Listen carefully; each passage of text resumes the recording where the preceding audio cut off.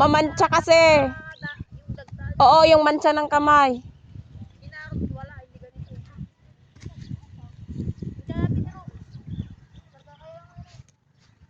Anong klaseng kamote yan ba?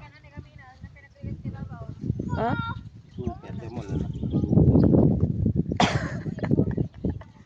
Super, sabi mo ng super. Ayun na guys, oh, nabumulot na siya ng kamote.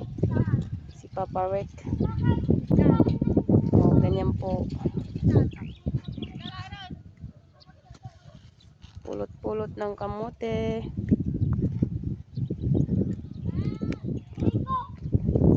Meron pa daw doon pag ano eh. Malalaki din naman pala siya. Ilang buwan na ba to? Pero ano naman dapat ilang buwan dapat sana? 3 months. Pero ang galing. Galing ng ano niya.